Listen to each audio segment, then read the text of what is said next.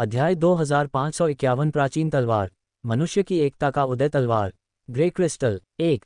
चारों ओर चमकदार लाल रोशनी फैल गई, जिससे हर किसी के दिल में अनायास ही सिहरन पैदा हो गई। ये प्रकाश बहुत चमकदार था। येती ड्रू और अन्य व्यक्ति के स्वामित्व वाले अयस्कों की तुलना में कई गुना अधिक चमकदार था। प्रकाश से सभी लोग लगभग अंधे हो गए थे। निश्चय ही जो कुछ भीतर है वह असाधारण होगा। सबको पता था, रोशनी जितनी ज्यादा चमकदार होगी, अयस्कों से निकाले गए खजाने की कीमत उतनी ही ज्यादा होगी। ये संभावना बहुत ज्यादा थी। यद्यपि कुछ मामले सही दिखावे के भी थे, लेकिन वे अत्यंत दुर्लभ थे। एक पल के लिए सब एक दूसरे की तरफ देखने लगे। वे बेहद हैरान थे। क्या युवा पीढ़ी के ये खनन इंजीनियर इतने शक्तिशाली थे? वहां पुरानी पीढ़ी के कई खनन इंजीनियर थे। वे पहले तो शो देख रहे थे, लेकिन जब उन्होंने देखा कि स्काईविंड सियान वल्चर को सांघी के अयस्कों से निकाला गया है, तो वे भी दंग रह गए और अब शो देखने का उनका मन नहीं था। अब जब उन्होंने देखा कि गुलो द्वारा निकाले गए अयस्क भी उतने ही आश्चर्यजनक थे, तो वे और भी अधिक हैरान हो गए। बूढ़े जी और सफ़ेद दाढ़ी वाले बूढ़े आदमी एक ही जगह पर खड़े थे। जब उन्होंने ये दृश्य देखा तो उनके चेहरे पर अविश्वास की झलक दिखी। पब फ्यूचर द्वारा विज्ञापन, ये प्रतिभाशाली लोग प्रभावशाली हैं। सफ़ेद दाढ़ी वाला बूढ़ा व्यक्ति अपनी खुशी जाहिर करने से खुद को रोक नहीं सका। सोंगलिंग, ऐसा लगता है कि हमारे जैसे बूढ़े लोगों के पास अपनी बुढ़ापे को स्वीकार करने के अलावा कोई विकल्प नहीं है, ओल्ड जी ने आह भरते हुए कहा। पहले 3 तो पहले से ही असाधारण हैं। यह आखिरी वाला, सोंगलिंग नामक सफ़ेद दाढ़ी वाले बुजुर्ग ने जिज्ञासा से वांग टेंग की ओर देखा। बूढ़े जी का दिल धड़क उठा और उनके दिल में एक अशुभ भावना उमड़ पड़ी।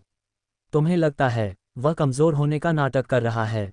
सोंगलिंग ने कहा, यह कहना कठिन है कि वह पहले 3 को हरा सकता है या नहीं, लेकिन आपने जो अयस्क बेचा है उसका मूल्य अधिक हो सकता है।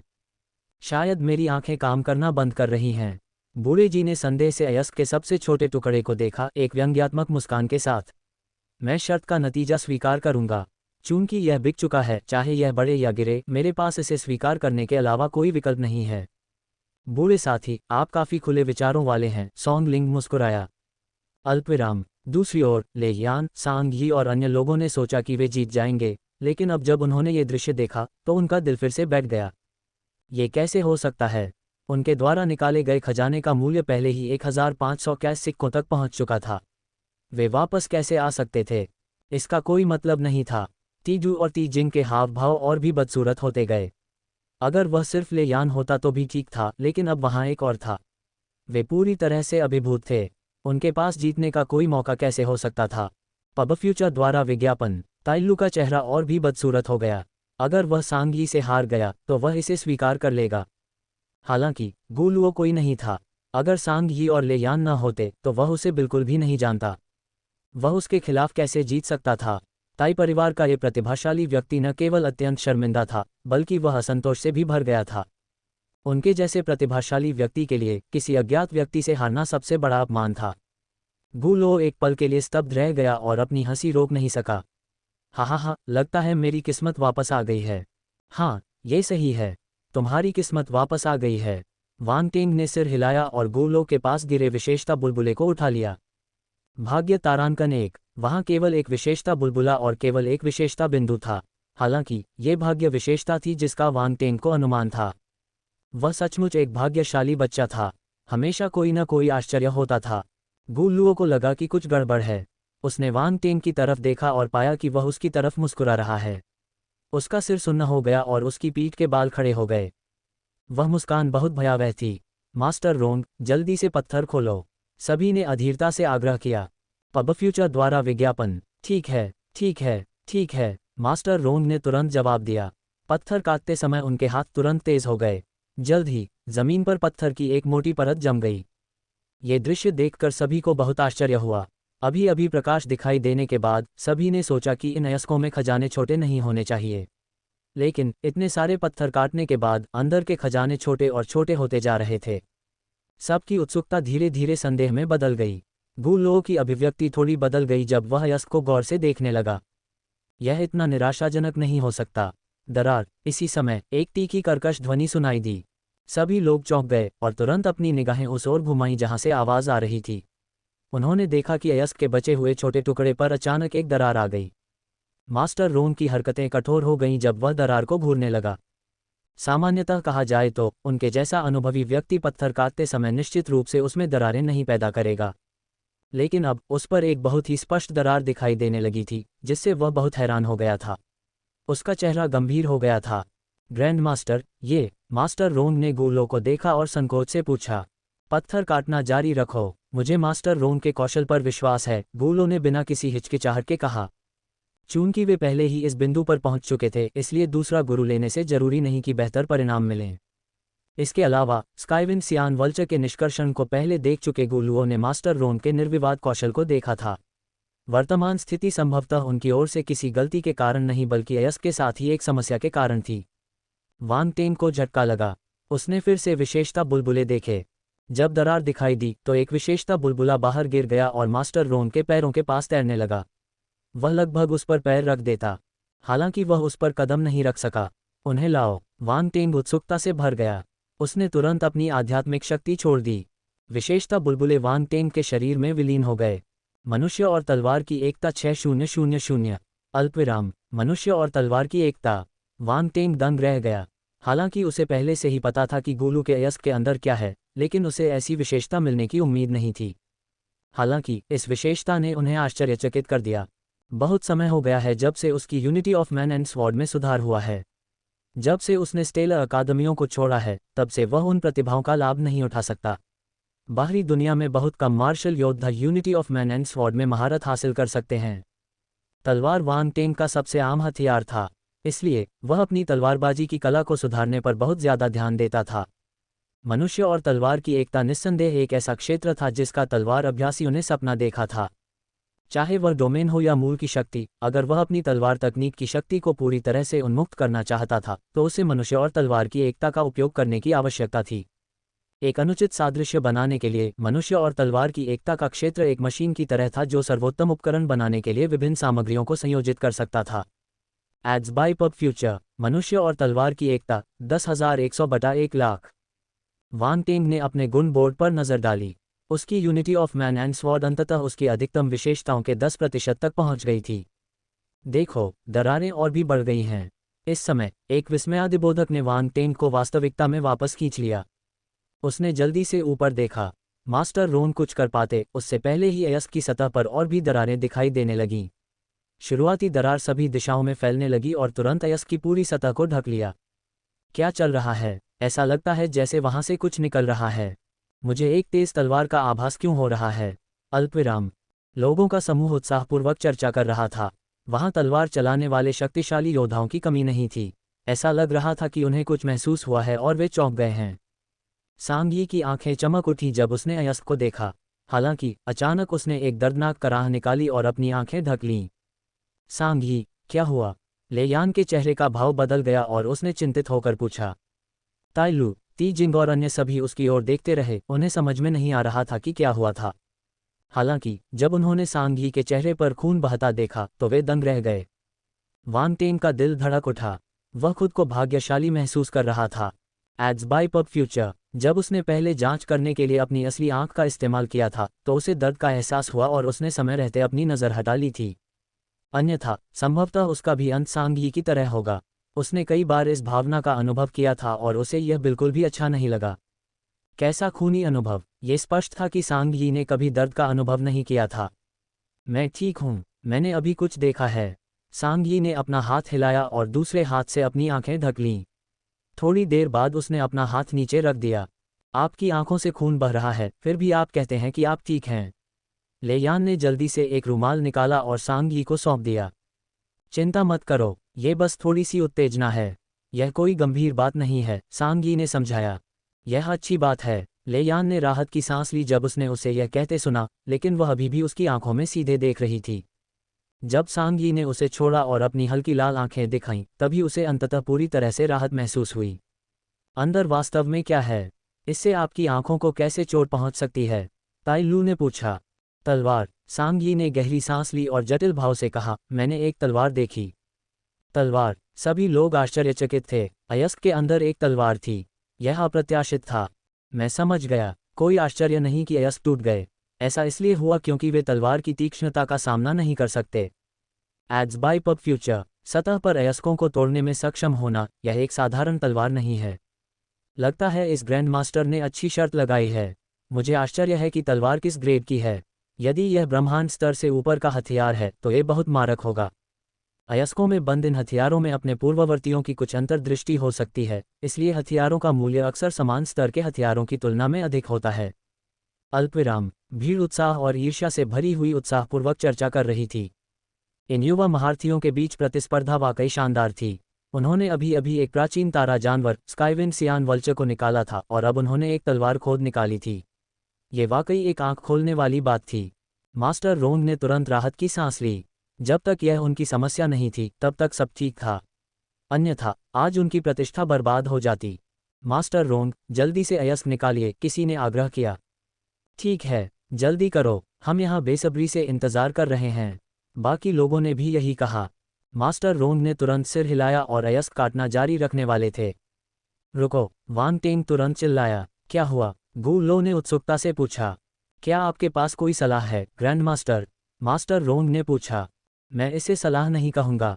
हालांकि चूंकि इस अयस्क पर दरारें हैं, इसलिए इसमें किसी प्रकार की ऊर्जा अवश्य होगी। यदि आप इसे जल्दबाजी में खोलेंगे तो आप घायल हो जाएंगे, वांग टेंग ने कहा। यह मास्टर रोंग की अभिव्यक्ति बदल गई और वह तुरंत झिझकने लगा। मैंने वास्तव में कुछ ऐसे अयस्कों का सामना किया है। वे खतरनाक हैं। अगर मैं सावधान नहीं रहा तो मैं सबसे अच्छी स्थिति में गंभीर रूप से घायल हो जाऊंगा। सबसे बुरी स्थिति में। उन्होंने आगे बात जारी नहीं रखी, लेकिन सभी जानते थे कि यदि मामला गंभीर हुआ तो पत्थर काटने वाले मास्टर की जान नहीं बच सकेगी। भाई वांग टेंग, क्या आपके पास कोई समाधान है? गु लो ने पूछा। भाई गु लो, अगर आपको मुझ पर भरोसा है तो मैं आपके लिए पत्थर काटने का अंतिम चरण पूरा कर दूंगा, वांग टेंग ने शांति से कहा।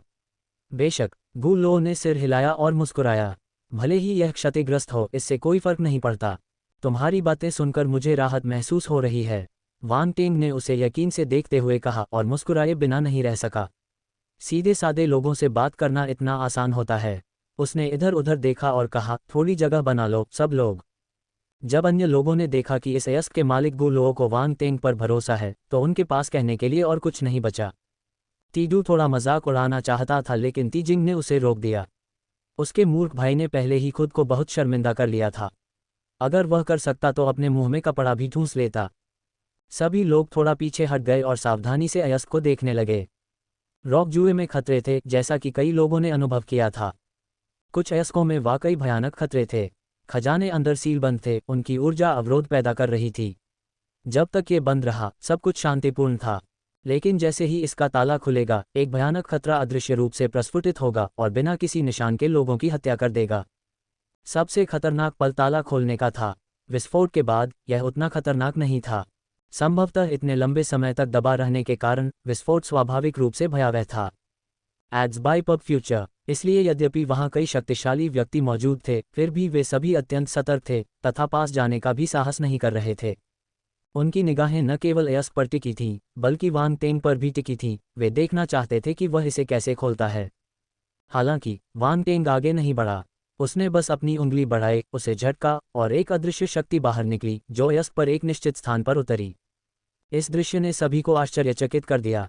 किसी ने भी उम्मीद नहीं की थी कि वांग टेंग इतना सरल और कठोर तरीका अपनाएगा। क्या ये लापरवाही नहीं थी? यहाँ तक कि गु लो भी अपने मुंह के कोने पर हाथ रखे बिना नहीं रह सका। क्या यह आदमी विश्वसनीय था या नहीं?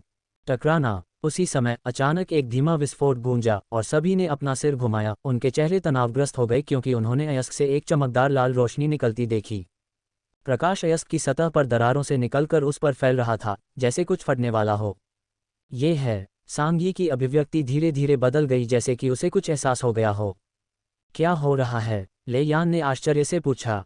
उसने किसी माध्यम से आंतरिक ऊर्जा को उत्तेजित किया होगा जिससे वह अपने आप फूट पड़ी।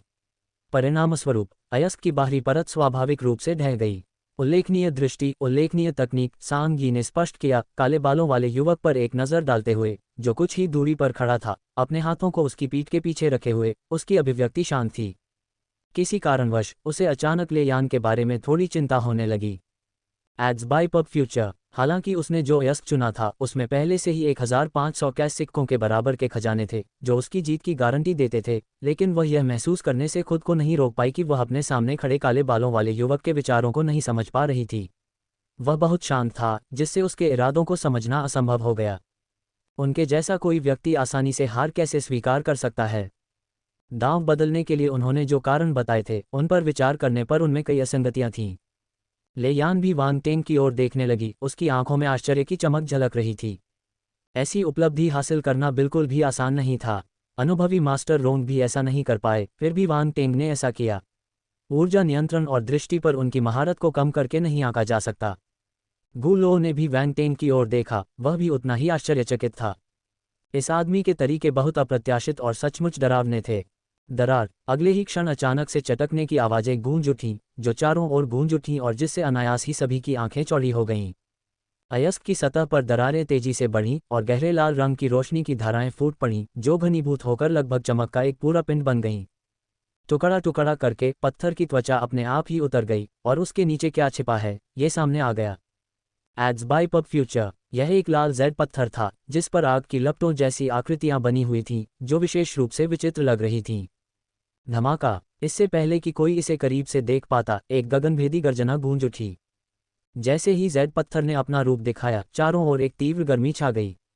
इसके साथ ही लाल तलवार की ऊर्जा की धाराएं सभी दिशाओं में फूट पड़ीं। इससे भी अधिक भयावह बात यह थी कि उन तलवार ऊर्जाओं के ऊपर मूल उतार चढ़ाव की एक मंद लहर उत्पन्न हो रही थी। हर कोई आश्चर्यचकित हुए बिना नहीं रह सका, लेकिन वे तैयार थे। उन्होंने इस भयानक तलवार ऊर्जा का विरोध करने के लिए तुरंत अपनी सेना को संगठित किया। Bang bang bang! जैसे ही तलवार की ऊर्जाएं भीड़ की सुरक्षा से टकराईं, एक धीमा धमाका हुआ। वांग टेन की अभिव्यक्ति थोड़ी सख्त हो गई। उसके हाथ की एक लहर के साथ उसके सामने ऊर्जा का एक पर्दा बन गया, जिसमें उत्पत्ति की शक्ति समाहित थी। अगले ही क्षण कई तलवार ऊर्जाएं उससे टकराईं और तुरंत ही विलीन हो गईं। कितनी भयानक तलवार ऊर्जा है! ग्रैंडमास्टर अल्फ्रेड ने अपने माथे से ठंडा पसीना पोंछते हुए भयभीत होकर कहा।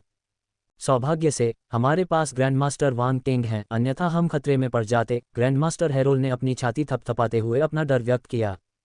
मुझे उम्मीद नहीं थी कि तुम्हारी ताकत इतनी जबरदस्त हो जाएगी कि तुम आसानी से ऐसे हमलों का सामना कर सकोगे। ग्रैंडमास्टर हुआ युआन ने वांग टेंग की ओर देखते हुए आश्चर्य व्यक्त किया। जी जिया, लुओतांग और अन्य युवा ग्रैंडमास्टर्स ने जटिल भावों के साथ वांग टेंग को देखा और उसकी ताकत से आश्चर्यचकित थे। ग्रैंडमास्टर वांग टेंग की माध्यमिक पेशे की उपलब्धि न केवल भयानक थी, बल्कि उनकी मार्शल आर्ट की क्षमता भी शक्तिशाली थी। वे लगातार अभिभूत महसूस करते थे। तुलना करने का कोई मतलब नहीं था। वांग टेंग ने कहा, यह हमला केवल एक प्राचीन तलवार की अवशिष्ट ऊर्जा है, यह उतना भयानक नहीं है जितना आप कल्पना कर रहे हैं। यह अभी भी डरावना नहीं है। मेरी सुरक्षा लगभग टूट चुकी थी, गु लू ने कहा। ऐसा लगता है कि आपकी ताकत मेरी कल्पना से भी ज्यादा है। वांग टेंग ने कोई बात नहीं कही और सार्थक लहजे में विषय बदल दिया। तुम्हें जल्दी से अपने अयस्क पर एक नज़र डालनी चाहिए। अंदर जो है वह बहुत ही असाधारण है। होश में आते ही गु लो वांग टेंग की ताकत को परखना भूल गया और जल्दी से लाल रंग के जेड पत्थर की ओर देखने लगा। तलवार की ऊर्जा के विस्फोट के बाद लाल रंग का जेड पत्थर शांत हो गया था। उसमें से केवल हल्की रोशनी की किरणें निकल रही थीं, जो बिल्कुल भी चमकदार नहीं थीं। सभी की निगाहें जेड पत्थर पर टिकी थीं। क्या? जब सभी लोग हैरानी से ये देखने लगे कि जेड पत्थर के अंदर क्या छिपा है, तो वे एक साथ आश्चर्यचकित हो गए। लाल रंग का जेड पत्थर सिर्फ 1 मीटर लंबा था, जो आयताकार आकार में दिखाई दे रहा था। हालांकि इसके अंदर एक प्राचीन दिखने वाली लंबी तलवार थी, जिसके अंदर से तलवार की धारें निकल रही थीं। सभी की निगाहें इस लंबी तलवार की ओर लगी हुई थीं। वे आश्चर्य से भर गए थे और अपनी नजरें हटाने में असमर्थ थे। ये तलवार एक अजीब सी अनुभूति देती है। हाँ, ऐसा लग रहा है जैसे हम किसी महारथी तलवारबाज के सामने खड़े हैं। ऐसी तलवारबाजी की नीयत से इस तलवार का मालिक अवश्य ही गहरी तलवारबाजी का विशेषज्ञ होगा। ये तलवार कम से कम ब्रह्मांड स्तर की तो है। Ads by pub future. अल्पविराम। भीड़ में तलवार की उत्पत्ति और ग्रेड के बारे में अटकलें लगाई जा रही थीं। तेजिंग और तेडू ने एक दूसरे को देखा, उनके हाव भाव और भी गंभीर थे। जब उन्होंने ये तलवार देखी तो उन्हें पता चल गया, वे फिर से हार गए हैं। तुलना का कोई आधार ही नहीं था। इस तलवार का मूल्य निस्संदेह उनके लकड़ी तत्व मोती से भी अधिक होने वाला था। सांग यी और ले यान के चेहरे पर गंभीरता छा गई। शुरू में तो दोनों को लगा कि वे जीत जाएंगे, लेकिन अब यह अनिश्चित लग रहा था। ये तलवार असाधारण थी। वांग टेंग चुप रहा, उसकी नज़र तलवार पर घूम रही थी। मन ही मन आदेश देते हुए उसने विशेषता वाले बुलबुले उठा लिए।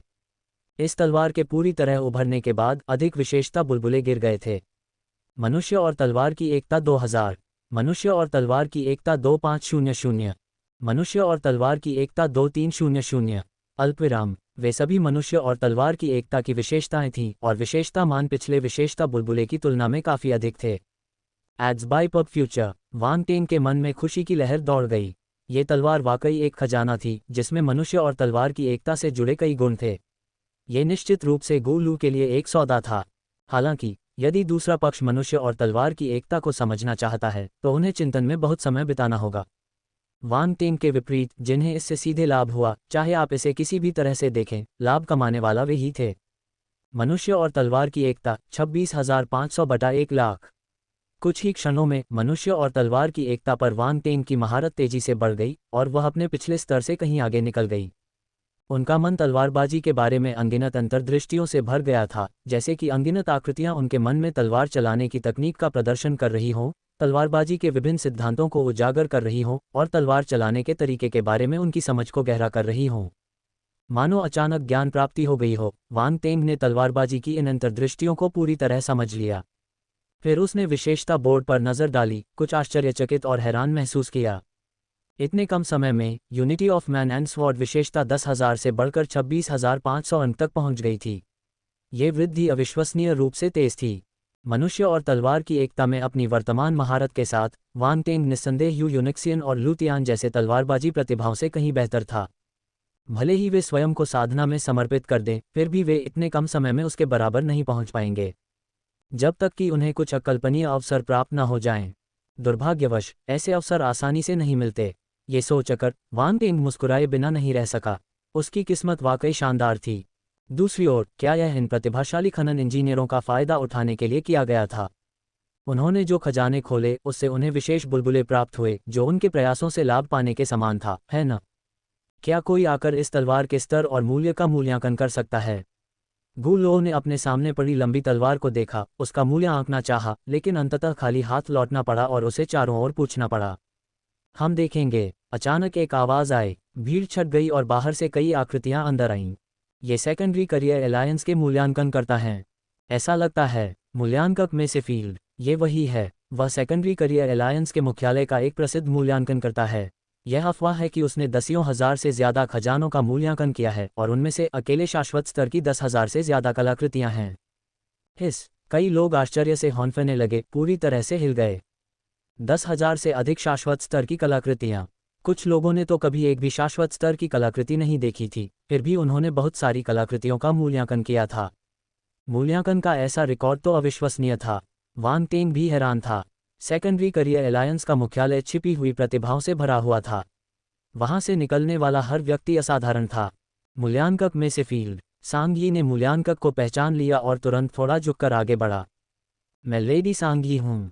हम पहले भी एक बार मिल चुके हैं। मास्टर में से फील्ड, जो एक दयालु दिखने वाले बुजुर्ग व्यक्ति थे, ने मुस्कुराते हुए सिर हिलाया। हाँ, पिछली बार मेरे पिता ने आपसे एक खजाने का मूल्यांकन करने के लिए कहा था और मैं वहां मौजूद था, सांग यी ने मुस्कुराते हुए उत्तर दिया। मूल्यांकक में से फील्ड, ताइलू ने भी आगे आकर उनका अभिवादन किया। तुम? मास्टर में से फील्ड एक पल के लिए झिझके, फिर अचानक उन्हें एहसास हुआ। मुझे अब याद आया, तुम ताई परिवार के विलक्षण व्यक्ति लगते हो।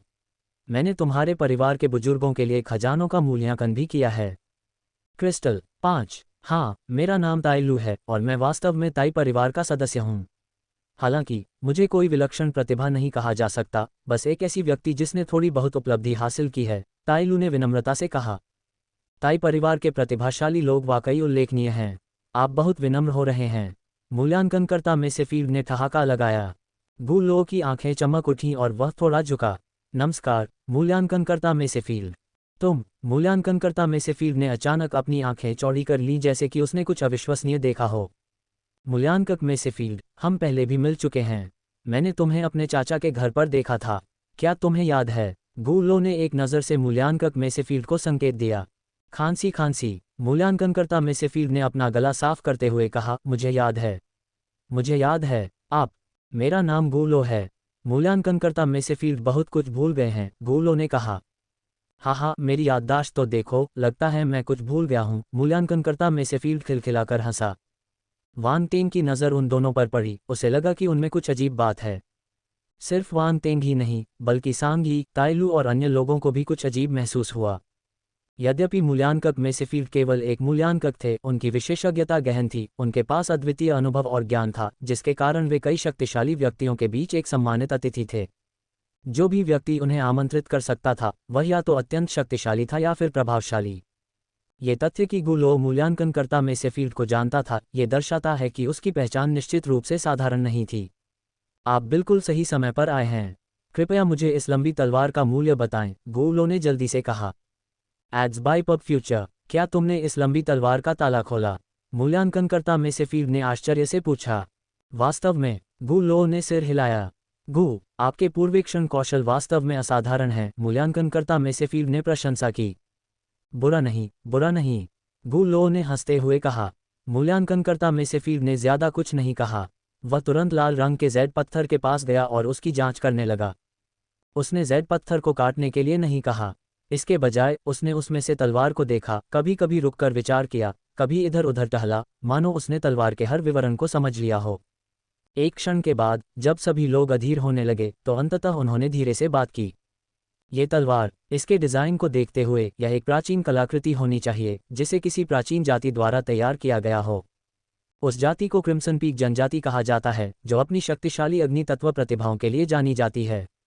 वे अपनी शिल्पकला के लिए प्रसिद्ध हैं और उनके द्वारा बनाए गए हथियार सभी योद्धाओं द्वारा अत्यधिक पसंद किए जाते हैं। उनके हथियारों पर उनकी जनजाति के विशिष्ट चिन्ह अंकित हैं। आप इस पर एक नज़र क्यों नहीं डालते और इस लंबी तलवार पर बने पैटर्न से इसकी तुलना क्यों नहीं करते? क्रिम्सन पीक जनजाति। सभी लोग दंग रह गए और तुरंत जांच शुरू कर दी। मूल्यांकक मेसेफील्ड का ज्ञान वास्तव में व्यापक है। मुझे उम्मीद नहीं थी कि आप प्राचीन कलाकृतियों के बारे में जानते होंगे, सांगी ने मुस्कुराते हुए टिप्पणी की। बात बस इतनी है कि मैं थोड़ा और लंबा जीवन जी चुका हूं और थोड़ा और देख चुका हूं। ये बताने लायक कुछ नहीं है, मूल्यांकनकर्ता मेसेफील्ड ने हंसते हुए कहा। यह मूल्यांकनकर्ता वास्तव में उल्लेखनीय है, राउंड बॉल ने कहा और एकत्रित जानकारी वांग टेंग को भेज दी। सांग और ताई परिवारों का मेहमान बनने के लिए उसके पास कुछ कौशल होना चाहिए। वांग टेंग ने जानकारी की जांच करने के बाद सिर हिलाया। तो, ये तलवार किस ग्रेड की है?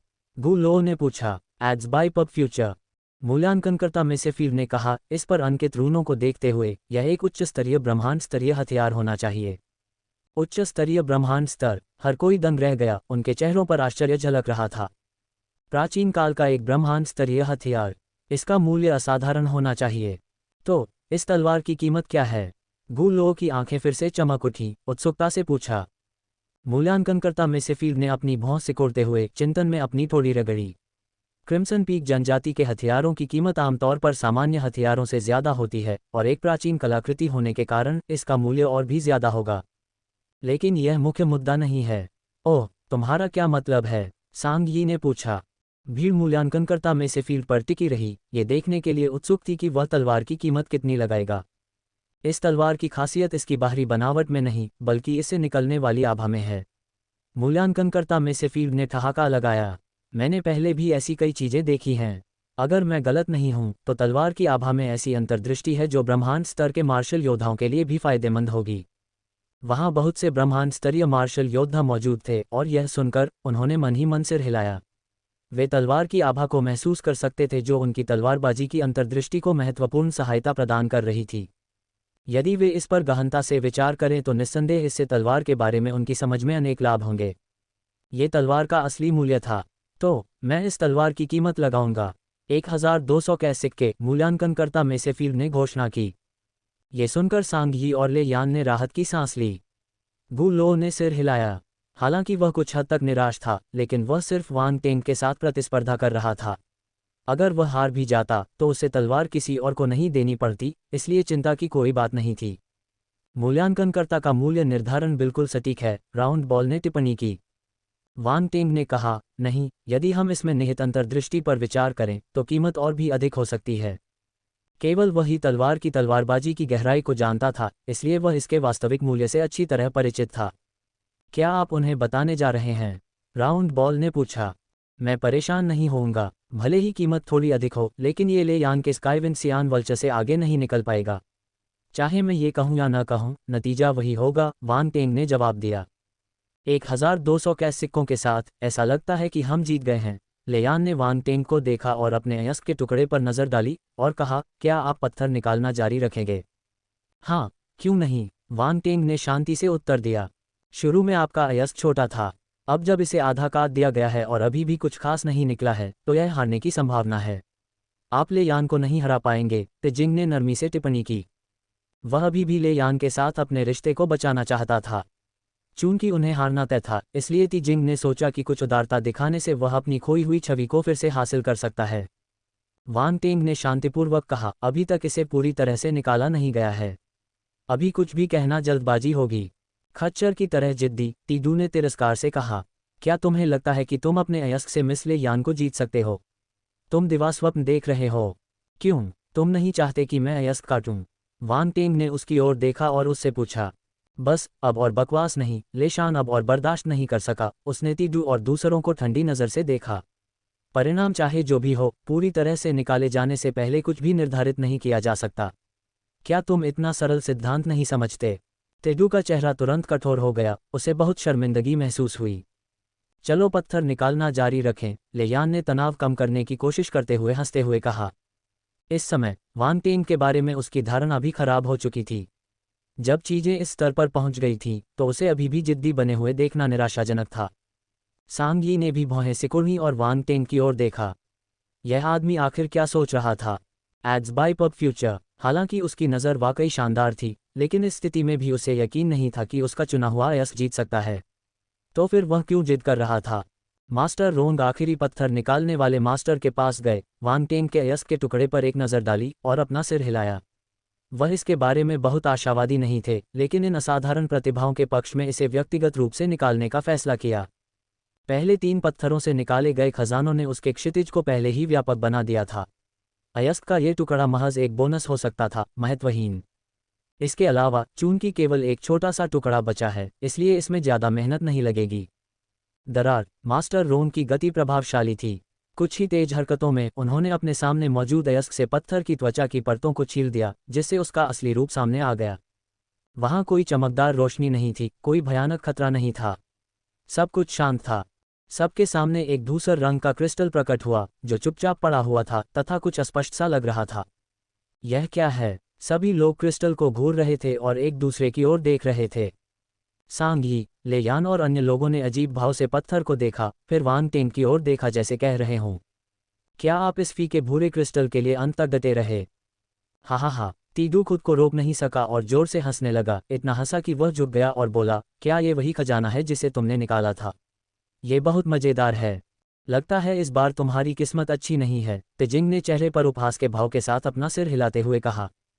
मैंने सोचा था कि तुम सचमुच बहुत प्रतिभाशाली हो, लेकिन अब पता चला कि तुम बस ध्यान आकर्षित करना चाहते हो, टीलू ने उदासीनता से कहा। गुल्लुओं को लगा कि कुछ गड़बड़ है। वह फीके भूरे रंग के क्रिस्टल के पास गया और वान टेंग की तरफ देखा। उसे यकीन नहीं हो रहा था कि वान टेंग कुछ बेकार चीज़ निकाल लेगा। यही है क्या? Ads by pub future. पहले 3 अयस्कों से निकाले गए खजाने सभी उल्लेखनीय थे। मैंने सोचा कि भले ही यह आखिरी वाला उतना अच्छा न हो, लेकिन ये बहुत बुरा भी नहीं होगा। लेकिन ये सोचना कि यह सिर्फ इतना ही है। हाँ, ये फीका ग्रे क्रिस्टल क्या कर सकता है? मुझे इसमें कोई ऊर्जा उतार चढ़ाव महसूस नहीं होता। यह शायद एक बेकार पत्थर है। अल्पविराम। आसपास के लोग भी गहरी निराशा के साथ चर्चा कर रहे थे। हा हा हा। ठीक उसी समय अचानक हंसी का जोरदार ठहाका गूंज उठा। सभी की नज़रें हंसी के स्रोत की ओर घूम गईं और पाया कि जो व्यक्ति दिल खोलकर हंस रहा था, वह कोई और नहीं बल्कि वान टेंग था। तुम किस बात पर हंस रहे हो? टीडू ने भौहें सिकुड़ीं। कुछ लोग अज्ञानता को मासूमियत समझ लेते हैं। वान टेंग ने अपना सिर हिलाया। तुम किसे अज्ञानी कह रहे हो? वान टेंग को घूरते हुए टीडू का चेहरा खराब हो गया। कोई भी देख सकता है कि यह सिर्फ एक बेकार पत्थर है। सिर्फ तुम ही हो जो अभी भी जिद कर रहे हो कि कुछ और ही है। बेकार पत्थर। वान टेंग ने उसकी ओर देखा, उसकी आंखें घृणा से भरी हुई थीं। मुझे लगता है कि तुम यहाँ बेकार हो, कुछ भी नहीं समझते और फिर भी बकवास कर रहे हो। तुमने क्या कहा? टीडू का गुस्सा भड़क उठा, उसका चेहरा गुस्से से लाल हो गया। क्या मतलब है तुम्हारा? तेजिंग की अभिव्यक्ति गंभीर थी, लेकिन वह शांत रहा और उसने उपहास करते हुए कहा, क्या ये फीका ग्रे क्रिस्टल एक बेकार पत्थर के अलावा कुछ और हो सकता है? यहाँ इतने सारे लोग देख रहे हैं, क्या तुम्हें लगता है कि हर कोई अंधा है? बेशक, यह एक खजाना है। दुर्भाग्य से यहाँ हर कोई इसके मूल्य के प्रति अंधा है। वान टेंग ने उसकी ओर देखा, मुस्कुराया और फिर सीधे अपने समूह का मजाक उड़ाने का कौशल सक्रिय किया, एक ही बार में वहां मौजूद सभी लोगों का मजाक उड़ाया। तेजिंग थोड़ा हैरान था। इस आदमी ने कुछ भी कहने की हिम्मत की। Ads by pub future. Sang Yi और ले यान अवाक थे। इस आदमी में सचमुच हिम्मत थी, वह बिना मारे जाने के डर के इतने सारे लोगों का मजाक उड़ा रहा था। इतने सारे लोग उसे कोस रहे थे कि यह उसे उनके थूक में डुबोने के लिए पर्याप्त था। क्या कहा आपने? अंधा से तुम्हारा क्या मतलब है? ये तो स्पष्टतः एक बेकार पत्थर है। तुमने जुआ खेला और हार गए। इसका दोष किस पर है? जिद्दी होने से क्या फायदा? ये तो मजाक है। अल्पविराम। दरअसल आसपास के लोगों के चेहरे गुस्से से काले हो गए थे और वे वांग टेंग पर तीखी नजर रख रहे थे तथा चाह रहे थे कि वे उस पर तब तक थूके जब तक उसका गला न घुट जाए। इस आदमी का मुंह बहुत तीखा था। बूढ़े जी और उनके बगल में सोंगलिंग नाम के बुजुर्ग ने बिना कुछ कहे अपना सिर हिला दिया। इस बच्चे का दिमाग खराब हो गया होगा। इतने सारे ग्रैंड मास्टर और ताकतवर लोगों की मौजूदगी में वह बिल्कुल भी नहीं डर रहा था। उसी समय बूढ़ा जी राहत की सांस लेने से खुद को रोक नहीं सका। अच्छा हुआ कि वह शर्त हार गया। अगर वह जीत जाता तो दिल दुखाने की बारी उसकी होती। हर कोई वांग टेंग पर अपना गुस्सा निकाल रहा था और कुछ तो उस पर उपहास भी कर रहे थे, मानो वह कोई मजाक हो। केवल मूल्यांकनकर्ता में से फील्ड ने भौहें सिकोड़ी। वह धुंधले भूरे क्रिस्टल के सामने झुक गया, उसे देख रहा था और समय समय पर अपना सिर हिला रहा था, जैसे कि वह पूरी तरह से समझ नहीं पा रहा हो। अब तुम्हें क्या कहना है? तेजिंग ने व्यंग्यात्मक लहजे में कहा। गू लो, सांग यी, ले यान और ले टुन ने वांग टेंग को देखते हुए भौहें सिकोड़ लीं। कोई नहीं जानता था कि वह क्या सोच रहा था। ऐसी स्थिति में चलो मैं तुम्हें दिखाता हूं कि यह क्या है। सभी लोग ध्यान दें। भीड़ के उपहास और व्यंग्य के बावजूद वांग टेंग की अभिव्यक्ति अपरिवर्तित रही। वह क्रिस्टल के पास गया, छोटे क्रिस्टल को उठाया जो लगभग एक बच्चे के सिर के आकार का था, और उसे अपने हाथ में पकड़ लिया। फिर उसने उसमें आत्मा शक्ति की एक किरण डाली। धमाका! अचानक एक गगनभेदी गर्जना हुई और एक अत्यंत शुद्ध और शक्तिशाली आत्मिक शक्ति फूट पड़ी जो पूरे हॉल के ऊपर हवा में घूमने लगी। आसपास का वातावरण तुरंत शांत हो गया। अध्याय 2557 आत्मा तत्व क्रिस्टल, ती ब्रदर्स और ले यान की निराशा। लड़ाई 1। राजसी आत्मिक शक्ति पूरे हॉल के ऊपर के स्थान में गूंजती हुई प्रवाहित हुई। वांग टेंग और अन्य लोगों के आसपास का माहौल भयानक रूप से शांत हो गया। पहले के उपहास और व्यंग्य के शब्द अब सबके गले में इस तरह अटक गए थे मानो किसी गंदे और लंबे कपड़े से उनका मुंह बंद कर दिया गया हो। तेजिंग और तेडू के चेहरे पर तुरंत ही भाव आ गए, उनकी आंखें चौड़ी हो गईं जब उन्होंने वांग टेंग के हाथ में ग्रे क्रिस्टल को देखा। वे अविश्वास में थे। ताइलू अचंभित रह गया, अपना संयम बरकरार नहीं रख पाया। ऐसा लग रहा था जैसे उसने कोई भूत देख लिया हो। सांग यी और ले यान के मुंह ऐसे खुले रह गए मानो उनमें एक लॉलीपॉप समा सकता हो। उनके दो खूबसूरत चेहरों पर आश्चर्य और अविश्वास के भाव लगभग हास्यास्पद लग रहे थे। लेटुन की आंखें हिंसक रूप से हिल गईं जब उसने वांग टेंग को गहराई से देखा। गू लो ने गहरी सांस ली और वांग टेंग की ओर देखा। उसके चेहरे पर पहली बार गहरा आश्चर्य दिखा। जहां तक अल्फ्रेड और अन्य ग्रैंड मास्टर्स की बात है तो ज्यादा कुछ कहने की जरूरत नहीं थी। वे एक दूसरे को आश्चर्य से देखते रहे, उन्हें अपनी आंखों पर यकीन ही नहीं हो रहा था। इतनी शक्तिशाली आत्मिक शक्ति के साथ ये ग्रे क्रिस्टल वास्तव में क्या था? एक ही समय पर पब फ्यूचर द्वारा विज्ञापन। शुरू में वांग टेंग और उनके समूह की प्रतिस्पर्धा एक छोटे से क्षेत्र तक ही सीमित थी, और हालांकि वहां बहुत से दर्शक थे, लेकिन हर कोई वहां इकट्ठा नहीं था। कई शक्तिशाली व्यक्तियों को इस तरह के छोटे मोटे झगड़ों की परवाह नहीं थी। लेकिन अब इस आत्मिक शक्ति के प्रसार के साथ एक के बाद एक शक्तिशाली आकृति के हाव भाव थोड़े बदल गए, आश्चर्य प्रकट करते हुए। वे तेजी से वांग टेंग और उसके साथियों के स्थान की ओर दौड़ पड़े। यद्यपि हॉल पहले से ही काफी बड़ा था, आकार में कई फुटबॉल मैदानों के बराबर, ब्रह्मांड मंच और शाश्वत मंच के मार्शल योद्धाओं के लिए ये केवल एक पल की यात्रा थी। स्वूश! इससे पहले कि सभी कुछ समझ पाते, अचानक हवा के टूटने की आवाज गूंज उठी। एक एक करके उनके चारों ओर भयानक आभा वाले शक्तिशाली व्यक्ति प्रकट हुए, जिससे भीड़ के हाव भाव बदल गए और वे अनायास ही पीछे हट गए। एक शाश्वत चरण मार्शल योद्धा। आसपास के लोग आश्चर्य से बड़बड़ाने लगे और लार टपकाने लगे। अनंत अवस्था के युद्ध योद्धा भी सतर्क हो गए हैं। सांग यी, ले यान और अन्य लोगों ने एक दूसरे की ओर देखा। वे चकित थे। ये ग्रे क्रिस्टल वास्तव में क्या था? यह अनंत चरण मार्शल योद्धाओं को सचेत करने में कामयाब रहा। वांग टेंग, क्या आखिर यह चीज क्या है? इसमें इतना शक्तिशाली आत्मा उतार चढ़ाव क्यों है? ले यान ने उत्सुकता से चारों ओर नजर घुमाए और जल्दी से पूछा।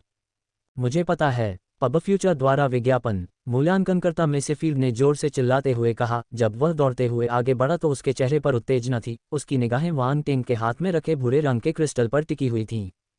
यह एक आत्मा तत्व क्रिस्टल है। अंडस्को। वांग टेंग ने बूढ़े आदमी की तरफ देखा। वह इस पल को अपने लिए रखना चाह रहा था, लेकिन अप्रत्याशित रूप से बूढ़े आदमी ने उसे उससे छीन लिया। कितना कष्टप्रद! आत्मा तत्व क्रिस्टल। उनके आसपास के लोग दंग रह गए। फिर उनकी आंखें चमक उठीं, जिनमें कुछ सनातन अवस्था वाले प्राणी भी शामिल थे। आत्मा तत्व क्रिस्टल, यह एक आत्मा तत्व क्रिस्टल है। एक तीखी चीख एक साथ गूंजी, जो वांग टेंग के दिमाग में भी गूंज उठी। ये गोल गेंद थी। पहले तो उसने इस ग्रे क्रिस्टल को पहचाना नहीं, लेकिन मूल्यांकनकर्ता मैसेफील्ड के बोलने के बाद उसे तुरंत समझ आ गया कि यह क्या है। यह एक आत्मा तत्व क्रिस्टल था। यद्यपि उसने इसके बारे में सुना था, परंतु पहले कभी इसे नहीं देखा था, इसलिए वह इसे तुरंत पहचान नहीं सका। उसने कभी नहीं सोचा था कि सोल एलिमेंटल क्रिस्टल इतना साधारण होगा। अगर वांग टेंग ने अपनी शक्ति को सक्रिय नहीं किया होता, तो भले ही उसे सड़क के किनारे रखा जाता, बहुत से लोग उसे पहचान नहीं पाते। पब फ्यूचर द्वारा विज्ञापन। उन्होंने अतीत में एंटमैन रानी से एक सोल क्रिस्टल प्राप्त किया था। हालांकि सोल क्रिस्टल और सोल एलिमेंटल क्रिस्टल अलग अलग थे। पहला क्रिस्टल जीवन रूपों की आत्माओं का क्रिस्टलीकरण था, हालांकि इसका आत्मा के सार को पुनः भरने का भी प्रभाव था। यह आत्मा तत्व क्रिस्टल की तुलना में बहुत कम शुद्ध था। उत्तरार्ध स्वर्ग और पृथ्वी के बीच बना एक प्राकृतिक क्रिस्टल था, जिसमें सबसे शुद्ध आत्मा शक्ति थी। प्रजाति चाहे जो भी हो, यह अपनी आत्मा के सार को अवशोषित और बढ़ा सकता था। यहाँ तक कि शाश्वत अवस्था वाले प्राणी, या यहाँ तक कि सच्चे ईश्वरीय प्राणी भी आत्मा के इस सार को अवशोषित कर सकते हैं। निस्संदेह ये ब्रह्मांड में सबसे अनमोल और दुर्लभ खजानों में से एक था। यहाँ तक कि कई शाश्वत मंच के महारथियों ने भी ऐसी चीज़ कभी नहीं देखी थी। इसे प्राप्त करना तो दूर की बात थी। इसलिए किसने सोचा होगा कि इतना कीमती सोल एलिमेंटल क्रिस्टल इस अगोचर अयस्क के टुकड़े के अंदर दिखाई देगा। ज़्यादा उत्साहित मत होइए, ये चीज़ अब हमारी है, वांग टेंग ने शांति से कहा। हाँ, ये हमारा है, ये सोल एलिमेंटल क्रिस्टल हमारा है, इतना बड़ा टुकड़ा, ये सब हमारा है। राउंड बॉल ने कई गहरी सांसें लीं और वांग टेंग के मन में खुशी से चिल्लाया। वांग टेंग ने असहाय भाव से अपना सिर हिलाया। वह इतना उत्साहित भी नहीं था। यह आदमी बहुत ज्यादा उत्साहित था। मूल्यांकनकर्ता मैसेफील्ड, क्या आप निश्चित हैं कि यह आत्मा तत्व क्रिस्टल है? ताइलू की आंखें कांप उठीं, अभी भी कुछ हद तक अविश्वसनीय। हाँ, सोल एलिमेंटल क्रिस्टल बहुत कीमती है। यह आसानी से यहाँ कैसे आ सकता है? ती जिनका चेहरा पीला पड़ गया था, वह अंतिम संघर्ष कर रहा था। यदि यह ग्रे क्रिस्टल वास्तव में सोल एलिमेंटल क्रिस्टल था, तो वह दूसरे पक्ष को क्षतिपूर्ति देने के लिए क्या उपयोग कर सकता था? इस वस्तु की बहुमूल्यता शाश्वत अवस्था के प्राणियों को भी लुभा सकती है। भले ही वह अपनी जेबें खाली कर दे, लेकिन इसकी भरपाई के लिए और अधिक की आवश्यकता होगी। यह नकली है, यह नकली ही होना चाहिए, ये निश्चित रूप से सोल एलिमेंटल क्रिस्टल नहीं है, तीडू ने बड़बड़ाया। हालांकि उसकी आवाज़ छोटी थी, लेकिन वहां मौजूद सभी लोग शक्तिशाली थे। वे कैसे नहीं सुन सकते थे? सब लोग उसकी ओर ऐसे देख रहे थे जैसे वह मूर्ख हो। वांग टेंग ने उसकी तरफ देखा, उसे लगा कि यह व्यक्ति एक जोकर जैसा है। उसे आश्चर्य हुआ कि ती परिवार जैसा बड़ा परिवार ऐसे अजीबोगरीब व्यक्ति को कैसे पाल सकता है। आत्मा तत्व क्रिस्टल, ती ब्रदर्स और ले यान की निराशा। लड़ाई 2। सांगी, ले यान और अन्य लोग दंग रह गए। फिर उनकी आंखों में तिरस्कार और घृणा झलकने लगी। ये निश्चित रूप से एक सोल एलिमेंटल क्रिस्टल है। मैं अपनी प्रतिष्ठा का उपयोग इसकी गारंटी के लिए कर सकता हूँ, मूल्यांकनकर्ता मैसेफील्ड ने धीमी आवाज में कहा। ये कैसे संभव है? ती जिनका चेहरा पीला पड़ गया, वह खुद को एक कदम पीछे हटने से नहीं रोक सका, मानो उसे किसी भारी झटके से चोट लगी हो। लेशान ने उन दोनों की ओर सहानुभूतिपूर्वक देखा और अनायास ही अपना सिर हिला दिया। इन दोनों भाइयों ने गलत लड़ाई चुनी। उन्हें सभी लोगों में से वांग टेंग को भड़काना था। लेटून को हराने वाला कोई भी व्यक्ति कोई आसान व्यक्ति नहीं था। लेकिन फिर भी ये व्यक्ति वास्तव में अप्रत्याशित था। वह सोल एलिमेंटल क्रिस्टल जैसे खजाने भी पा सकता था। क्या इससे वह सभी से आगे नहीं निकल जाएगा? भले ही कीमत अभी तक निर्धारित नहीं की गई थी, लेकिन हर कोई जानता था कि सोल एलिमेंटल क्रिस्टल का मूल्य निस्संदेह लेयान, गूलो और अन्य लोगों द्वारा पाए गए खजाने को पार कर जाएगा, जिससे वे अतुलनीय हो जाएंगे। मूल्यांकनकर्ता मैसेफील्ड की पुष्टि सुनकर सांगी ने मन ही मनाह भरी। वांग टेंग की ओर देखते हुए उसके सुंदर चेहरे पर एक जटिल भाव उभर आया। तुम जीत गए। लगता है मेरी किस्मत इतनी भी खराब नहीं है, वांग टेंग ने हंसते हुए कहा। यह व्यर्थ नहीं था कि मैंने इसे पहली नज़र में इतने सारे अयस्कों के बीच देखा। ये वास्तव में भाग्य है। सांगी एड्स बाय पब फ्यूचर, भाग्य को नरक में भेजो। उसे उसके स्पष्टीकरण पर एक शब्द भी विश्वास नहीं हुआ। अब इस बारे में सोचे तो यह आदमी शुरू से ही बहुत आश्वस्त लग रहा था। क्या ऐसा हो सकता है कि उसे पहले से ही पता था कि इस अयस्क के टुकड़े के अंदर एक सोल एलिमेंटल क्रिस्टल है? जैसे ही यह विचार उसके दिमाग में कौंधा, सांगी चौंक गई। और यह सिर्फ सांगी की बात नहीं थी। लेयान, लेतुन, गुलुओ और अन्य लोगों ने भी ऐसा ही सोचा था। सभी अविश्वास से वांग टेंग को देख रहे थे। तुम सब मुझे ऐसे क्यों देख रहे हो? वांग टेंग का दिल धड़क उठा और उसने लापरवाही से पूछा। क्या तुम्हें पहले से पता था कि इस अयस्क के टुकड़े के अंदर एक आत्मा तत्व क्रिस्टल था? गु लो ने पूछा। क्या बकवास है, अगर मेरे पास वह क्षमता होती तो क्या मैं उन सभी अयस्कों को नहीं खरीद लेता जिन्हें तुम दोनों ने चुना है? तुम्हें मौका ही नहीं मिलता, वांग टेंग ने गंभीरता से उत्तर दिया। भीड़ संशयग्रस्त दिख रही थी। कुछ लोगों को लग रहा था कि वांग टेंग की बात सही है, लेकिन साथ ही उन्हें यह भी लग रहा था कि यह इतना आसान नहीं था। इसमें संदेह मत करो, मैं भी तुम्हारी तरह ही हूँ। ये बस किस्मत का खेल है जिसमें खोज के कुछ बुनियादी ज्ञान का समावेश है जिससे मैं इस सोल एलिमेंटल क्रिस्टल को समझ पाया हूँ। ये सब किस्मत का खेल है, वांग टेंग ने आह भरी। गोल गेंद, वह फिर से कहानियां गढ़ने लगा है। अब तक तो आपकी खोज कौशल ग्रैंडमास्टर स्तर पर पहुंच गई होगी, है न? गु लो ने अर्थपूर्ण ढंग से पूछा। लगभग लगभग, वांग टेंग ने हंसते हुए कहा। एड्स बाय पब फ्यूचर, ऐसा लगता है कि हमने आपको कम आंका था। आपकी पूर्वेक्षण कौशल निश्चित रूप से असाधारण है, सांग यी ने बड़ी गंभीरता के साथ वांग टेंग से कहा। ताई लू चुप रहा, लेकिन उसने वांग टेंग को जो नज़र से देखा उसमें अब पहले वाली घृणा और अवमानना का अभाव था। स्पष्टतः उन सभी ने इस सफलता का श्रेय वांग टेंग के अन्वेषण कौशल को दिया, तथा उनका मानना था कि वह अपनी असली ताकत छिपा रहा था। धन्यवाद धन्यवाद, वांग टेंग ने सभी की ओर मुट्ठियां चढ़ाईं। हम हार स्वीकार करते हैं। गु लुओ ने अपना सिर हिलाया। मैं तुम्हारा एहसानमंद हूँ। धन्यवाद, मैं आपके अनुरोध पर ध्यानपूर्वक विचार करूंगा, अधिमानतः कुछ लाभदायक। वांग टेंग मुस्कुराया। गु लुओ की पहचान सरल नहीं थी और उनका अनुरोध मूल्यवान था। जहां तक उस तलवार की बात है तो मनुष्य और तलवार की एकता की विशेषता के अलावा जिसने वांग टेंग को आकर्षित किया था, तलवार स्वयं उसके लिए कोई आकर्षण नहीं रखती थी। ये तो एक उच्च स्तरीय ब्रह्मांड स्तरीय तलवार थी जो उसके पास पहले से ही बहुत थी। गु लो का मुंह फड़क उठा, उसे लगा कि शायद उसने खुद को मुसीबत में डाल लिया है क्योंकि यह आदमी उसे आसानी से नहीं छोड़ेगा। सांग यी और ले यान ने एक दूसरे को देखा, उनके चेहरे थोड़े सख्त थे। उन्होंने अभी अभी वांग टेंग के साथ शर्तें बदली थीं। अब उन्हें एहसास हुआ कि यह थोड़ा मूर्खतापूर्ण था। वे इतना नुकसान कैसे झेल सकते थे? एड्स बाय पब फ्यूचर, दोनों महिलाएं एक दूसरे को कड़वी मुस्कान के साथ देख रही थीं। उनकी आंखें नम थीं और उनके गालों पर आंसू बह रहे थे। सोल एलिमेंटल क्रिस्टल इतना मूल्यवान था कि यदि वे स्काइविंसियान वल्चर के पूरे शरीर को भी दांव पर लगाते तो उन्हें कैश सिक्कों की एक बड़ी राशि का भुगतान करना पड़ता। वे इतना नुकसान कैसे झेल सकते थे? दोनों महिलाएं एक दूसरे को कड़वी मुस्कान के साथ देख रही थीं। उनकी आंखें नम थीं और उनके गालों पर आंसू बह रहे थे। लेटुन ने अजीब भाव से दोनों महिलाओं की ओर देखा। अचानक उसके मन में उनके प्रति सहानुभूति उत्पन्न हुई। क्या ये दो जुआरियों की तरह नहीं लग रहे थे जिन्होंने अपना सब कुछ खो दिया था? देवियों, आपके मन में कोई दूसरा विचार तो नहीं आ रहा होगा, है न? वांग टेंग ने मुस्कुराते हुए देखा। बिल्कुल नहीं, हम दूसरे विचार कैसे कर सकते हैं? ले यान ने हंसने की कोशिश की। वांग टेंग से नजरें नहीं मिलाते हुए उसकी आवाज़ कांप रही थी। तो फिर यह अच्छी बात है। वांग टेंग ने उन्हें गहरी नज़र से देखा। इतने सारे लोगों के सामने उसे इस बात का डर नहीं था कि वे अपनी शर्त से मुकर जाएंगे। फिर वह तिडू और तिजिंग की ओर मुड़ा और सहजता से पूछा, ते परिवार के सज्जनों, आप लोग मेरे साथ शर्त कब तय करने की योजना बना रहे हैं?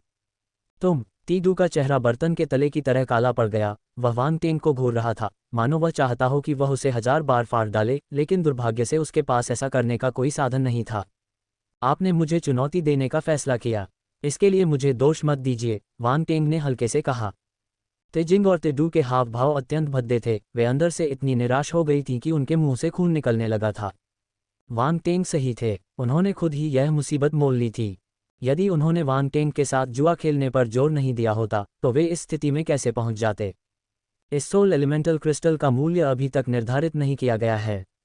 आपके लिए ये बातें कहना अभी बहुत जल्दी होगी, तेजिंग ने अपने दांत पीसते हुए कहा। इस समय आपकी कोई भी लड़ाई व्यर्थ है, वांग टेंग ने अपनी आंखों में तिरस्कार का भाव भरते हुए कहा। उसने एक हल्की मुस्कान दी, फिर मूल्यांकनकर्ता मेसेफील्ड की ओर मुड़ा और कहा, उस स्थिति में कृपया हमें मूल्य निर्धारित करने में मदद करें, मूल्यांकनकर्ता मेसेफील्ड। आत्मा तत्व क्रिस्टल, टी ब्रदर्स और ले यान की निराशा। लड़ाई 3। हालांकि इससे मूल्य निर्धारण में कुछ कठिनाई होती है। यदि नीलामी में ले जाया जाए तो इस तरह के एक आत्मा तत्व क्रिस्टल को खगोलीय मूल्य मिल सकता है, मूल्यांकनकर्ता मेसेफील्ड ने भौहें सिकोड़ते हुए और झिझकते हुए कहा। चिंता मत करो, कीमत आप ही तय करें। मैं समझ गया, वांग टेंग ने कहा। बहुत बढ़िया, मूल्यांकनकर्ता मेसेफील्ड ने एक पल के लिए सोचा और आगे कहा, एक बार एक नीलामी में मैंने एक आत्मा तत्व क्रिस्टल देखा जो आपके आकार का लगभग 5वां हिस्सा था। इसकी कीमत 3600 कैश सिक्के थी।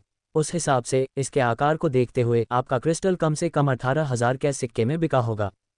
बोलते समय वह ती भाइयों और वहां उपस्थित अन्य लोगों की ओर सहानुभूति भरी नज़र डालने से खुद को रोक नहीं सका। इस बात का खुलासा होते ही ती भाइयों के चेहरे पीले पड़ गए, वे पीछे की ओर लड़खड़ाते हुए एक दूसरे को सहारा देने लगे, जो निराश भाई बहनों का प्रतीक था। 18,000 अराजकता सिक्के, ये बहुत बुरी खबर थी। यहाँ तक कि ताइलू की अभिव्यक्ति भी थोड़ी बदल गई, वह आत्मा तत्व क्रिस्टल के अभूतपूर्व मूल्य से पूरी तरह आश्चर्यचकित थी। ये कैश सिक्कों की एक बड़ी रकम थी। अगर वे अपने सारे संसाधन भी एक साथ लगा दें तो भी वे इसे वहन नहीं कर पाएंगे। यहाँ तक कि बड़े परिवारों के लिए भी इतनी बड़ी मात्रा में कैश सिक्के निश्चित रूप से कुछ परेशानी का कारण बनेंगे। हॉन्फना एड्स बाय पब फ्यूचर। इस बीच उनके आसपास के लोग आश्चर्य से कांप उठे, मानो उन्होंने कुछ अविश्वसनीय बात सुन ली हो। कीमत तो बहुत ज्यादा थी। अगर उन्हें सही याद है तो ग्रैंड मास्टर वांग टेंग ने इस अयस्क के टुकड़े पर केवल 20 बिलियन यूसी खर्च किए थे। दूसरी ओर बूढ़ा जी अपनी छाती को पकड़े हुए जोर जोर से हाँफ रहा था, बेहोश होने के कगार पर था। सबसे पहले उन्होंने इसे 25 बिलियन यूसी में बेचा और जानबूझकर 5 बिलियन यूसी कम कर दिया, जिससे उन्हें पता चला कि इसका मूल्य 18,000 कैश कॉइन्स था। छींटे, बूढ़े जी के मुंह से लगभग खून निकल आया। बड़े सोंग लिंग ने उसे अजीब नज़रों से देखा। वह कुछ कहना चाहता था लेकिन कह नहीं पाया। उसे लगा कि वह जो कुछ भी कहेगा वह घाव पर नमक छिड़कने जैसा होगा। लेकिन मूल्यांकनकर्ता मेसेफील्ड ने अचानक एक मोड़ ला दिया, जिससे ले यान, तीडू और अन्य लोग चौंक गए। लेकिन क्या? ले यान ने पूछा। आत्मा तत्व क्रिस्टल का मूल्य केवल उसके आकार के आधार पर नहीं आंका जा सकता। सामान्य रूप से जितना बड़ा आयतन होगा, आत्मा तत्व क्रिस्टल के भीतर निहित आत्मा शक्ति उतनी ही शुद्ध और राजसी होगी, इसलिए इसका मूल्य अधिक होना स्वाभाविक है, मूल्यांकनकर्ता मेसेफील्ड ने धीरे से कहा।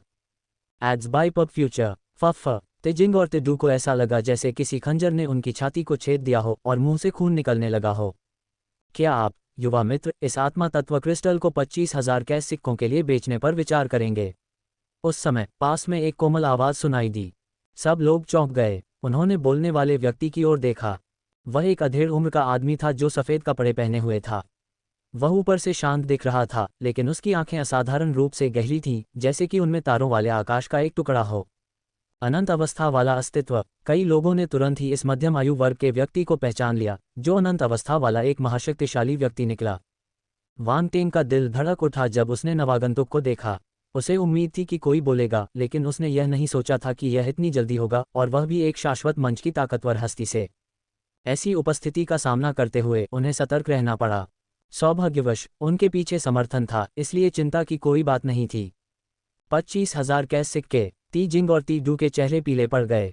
उन्हें लगा कि वे पूरी तरह से हार गए हैं। यदि कोई साधारण व्यक्ति प्रस्ताव दे रहा होता तो वे अपने अभिमान के कारण विरोध कर सकते थे, लेकिन शाश्वत अवस्था के अस्तित्व के सामने 3 गुना साहस के साथ भी वे हिम्मत नहीं कर पाते। इस समय वे दोनों बिल्कुल अवाक थे। मैं बहुत ईमानदार हूँ, युवा मित्र, कृपया इस पर ध्यान से विचार करें, चांदनी श्वेत वस्त्र पहने शाश्वत मंच ने मुस्कुराते हुए कहा। मैं 28,000 कैश सिक्के प्रदान करता हूँ। इससे पहले कि वांग टेंग कुछ बोल पाता, एक और व्यक्ति आगे आया और शांति से बोला। वह एक कठोर चेहरे वाला बूढ़ा आदमी था, जो हरे रंग का लबादा पहने हुए था और उसके चेहरे से एक डरावनी आभा निकल रही थी, जो किसी को भी उसके पास आने से रोक रही थी। चंद्रमा के समान श्वेत वस्त्र पहने हुए शाश्वत अवस्था वाले प्राणी ने दूसरे की ओर देखा और कहा, 29,000 अराजकता सिक्के। 30,000 अराजकता सिक्के, हरे वस्त्र पहने बुजुर्ग ने कहा। 31,000 अराजकता सिक्के। 32,000 अराजकता सिक्के। अल्पविराम। दोनों के बीच बोली लगाने की होड़ मच गई, मानो आसपास कोई और हो ही नहीं। वांग टेंग की आंखें उत्साह से चमक उठीं। उसने इस आत्मा तत्व क्रिस्टल के मूल्य को कम करके आंका था। इसकी कीमत अभी 18,000 कैश कॉइन्स थी और अब पलक झपकते ही ये 32,000 कैश कॉइन्स तक बढ़ गई थी। जैसा कि मूल्यांकनकर्ता मेसेफील्ड ने कहा था, इस आत्मा तत्व क्रिस्टल का मूल्य केवल उसके आकार से निर्धारित नहीं किया जा सकता। तेजिंग और तेडू दुखी महसूस कर रहे थे। दो शाश्वत अवस्था वाले प्राणियों को लगातार कीमत बढ़ाते देख उन्हें ऐसा लग रहा था जैसे उनके दिल में खून बह रहा हो। बढ़ी हुई बोलियां उनकी जेबों से निकल रही थीं। वे चाहते थे कि वे दोनों सनातन अवस्था वाले प्राणियों को तुरंत रोक सकें, लेकिन उनकी हिम्मत नहीं हुई। ले यान के होंठ लगातार कांप रहे थे, उसका नाजुक शरीर लगभग खड़ा होने में असमर्थ था। अगर सांग ही उसका साथ नहीं देती तो लेयान परिवार की यह सुंदरी शायद जमीन पर गिर जाती। मैं कितनी मूर्ख हूँ। ले यान ने सांगी की ओर देखा, उसकी आंखें आंसुओं से भरी हुई थीं। मैं सच में मूर्ख हूँ।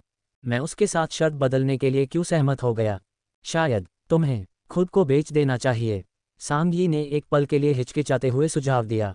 अचानक उसे राहत का एहसास हुआ। सौभाग्य से वह यहाँ केवल मदद करने के लिए थी। इस शर्त का उससे कोई लेना देना नहीं था, अन्यथा ये बहुत दुखद होता। तत्व क्रिस्टल, टी ब्रदर्स और ले यांग की निराशा। लड़ाई 4। वह इसे वहन नहीं कर सकती थी। तुम मैं ले यान ने अपनी कथित दोस्त को बड़ी बड़ी आंखों से देखा। उसे कभी उम्मीद नहीं थी कि उससे ऐसा दुर्भावनापूर्ण सुझाव आएगा। वह लगभग रोने की कगार पर थी। हे मैं तो बस मजाक कर रहा था, इसे गंभीरता से मत लो, सांगी ने उसकी ओर देखते हुए दोषी विवेक के साथ उसे टालते हुए घबराहट से हंसते हुए कहा।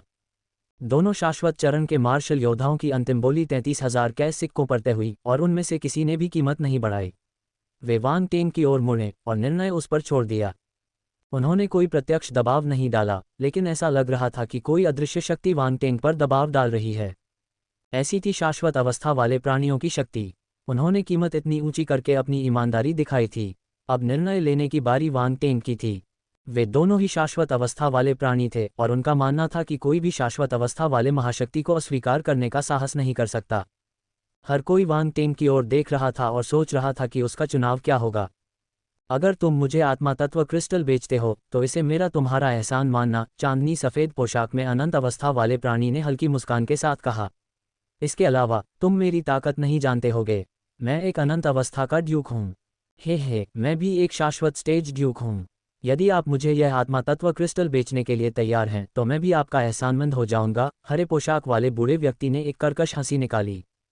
Ads by pub future. बहुत से लोग दंग रह गए। ये दोनों शाश्वत अवस्था वाले प्राणी दोनों ही शाश्वत अवस्था के शासक थे और वे आत्मा तत्व क्रिस्टल के लिए अपनी बोली में इस हद तक पहुंच गए थे कि उन्होंने एक एहसान का वादा भी किया था। ये वाकई हैरान कर देने वाला था। कई लोग वांग टेंग को ईर्ष्या, जलन और घृणा से देखते थे।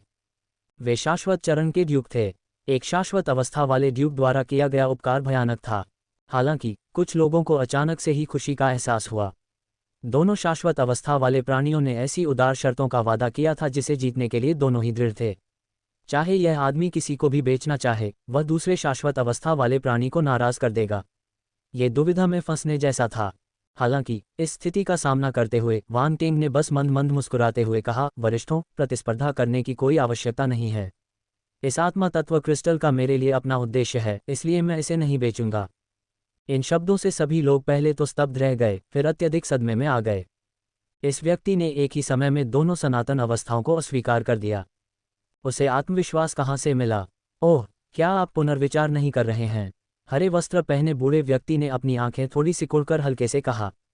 युवा मित्र, भले ही कोई निर्दोष व्यक्ति जेड को अपने पास रख सकता है, लेकिन उसे छिपाकर रखना अपराध है। तुम्हें इस सिद्धांत को समझना चाहिए। इस आत्मा तत्व क्रिस्टल का मूल्य तुम्हारी वहन करने की क्षमता से कहीं अधिक है। इसे जल्दी बेच देना ही बेहतर है। चांदनी सफ़ेद वस्त्र पहने शाश्वत अवस्था वाले प्राणी ने हरे वस्त्र पहने बूढ़े व्यक्ति की ओर देखा, एक पल के लिए झिझका, फिर बोला, इसे कैश सिक्कों में बदल देने से कम ये सुरक्षित तो हो जाएगा। वांग टेंग ने शाश्वत अवस्था वाले प्राणी की ओर देखा। वह समझ गया कि दूसरा पक्ष उसे मजबूर करने की कोशिश नहीं कर रहा था, बल्कि वास्तव में सलाह दे रहा था। हालांकि हरे रंग की पोशाक पहने बूढ़ा आदमी अलग था। वांग टेंग उसकी आंखों में लालच की झलक देख सकता था। ये व्यक्ति बुरा था। ऐसा प्रतीत हो रहा था कि सेकेंडरी करियर अलायंस मुख्यालय में एकत्रित लोग मिश्रित किस्म के थे, जिनमें हर तरह के चरित्र थे। जैसे ही दोनों सनातन अवस्था वाले प्राणियों के शब्द निकले, उनके चारों ओर का वातावरण तुरंत तनावपूर्ण हो गया।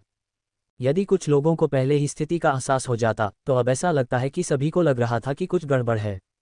ऐसा प्रतीत होता है कि आत्मा तत्व क्रिस्टल का बहुत महत्व था, लेकिन यह एक गर्म मुद्दा भी बन गया था। हालांकि यह युवा मास्टर 3 क्षेत्र का ग्रैंड मास्टर था, लेकिन उसकी ताकत बहुत कमज़ोर थी। बिना किसी पृष्ठभूमि के उसके लिए आत्मा तत्व क्रिस्टल को पकड़ना मुश्किल होगा। ऐसा प्रतीत होता था कि आत्मा तत्व क्रिस्टल को प्राप्त करने में केवल उनके सामने उपस्थित 2 शाश्वत अवस्था वाले प्राणी ही रुचि रखते थे, लेकिन यह समझने में अधिक समय नहीं लगा कि निश्चित रूप से पीछे से अनगिनत आंखें उन्हें देख रही थीं। निश्चित रूप से कई शक्तिशाली व्यक्ति आत्मा तत्व क्रिस्टल में रुचि रखते थे। इसे हमारे परिवार, ताई परिवार को बेचने के बारे में आप क्या सोचते हैं? तभी भीड़ के बाहर से अचानक एक आवाज़ गूंजी। भीड़ छट गई और दूर से आती हुई कई आकृतियां दिखाई दीं। परिवार के मुखिया। नए लोगों को देखकर ताइलू की आंखें चमक उठीं और वह तुरंत उनका अभिवादन करने के लिए आगे बढ़ीं। Ads by pub future. ताई परिवार यहाँ है। ये दिलचस्प होने जा रहा है। चूंकि ताई परिवार यहाँ है, इसलिए अन्य मुख्य परिवार भी आएंगे। अल्पविराम। जब आसपास के लोगों ने उन आकृतियों को आते देखा तो वे आश्चर्यचकित हुए और आपस में कानाफूसी करने लगे। ताई परिवार के लोगों में से एक नेता एक मध्यम आयु वर्ग का व्यक्ति था जो ताई लू से कुछ हद तक मिलता जुलता था। उसने ताई लू की ओर सिर हिलाया और फिर दोनों शाश्वत अवस्था वाले लोगों की ओर मुड़ा और अपनी मुट्ठी बांधते हुए कहा, सम्मानित मार्शल योद्धाओं, ताई परिवार भी इस आत्मा तत्व क्रिस्टल में बहुत रुचि रखता है। कृपया हमें माफ करें। ओह, ये ताई परिवार का मुखिया है। दो शाश्वत चरण मार्शल योद्धाओं ने भौहें से कुढ़ी, लेकिन उन्होंने फिर भी एक दूसरे को देखकर सिर हिलाया। ताई परिवार सेकेंडरी करियर अलायंस मुख्यालय का एक मुख्य परिवार था और यहाँ तक कि वे आसानी से उन्हें नाराज करने की हिम्मत नहीं करते थे। युवा मित्र, तुम सचमुच असाधारण हो। तुम्हारी तुलना में तो मेरा बेटा भी फीका है, ताई परिवार के मुखिया ने वांग टेंग से मुस्कुराते हुए कहा। आपका बेटा? वांग टेंग ने पूछा। ताई लू, ताई परिवार के मुखिया। भीड़ वांग टेंग को आश्चर्य से देख रही थी। वे हंसना चाहते थे लेकिन हिम्मत नहीं जुटा पा रहे थे। ऐसा प्रश्न कौन पूछेगा? फफट, खांसी। गु लो ने लगभग मुंह में पानी छिड़क दिया और अपनी शर्मिंदगी को छुपाने के लिए जल्दी से खांसने लगा। हाँ, ये ग्रैंड मास्टर सचमुच एक मजाकिया व्यक्ति है। अचानक हंसी की एक जोरदार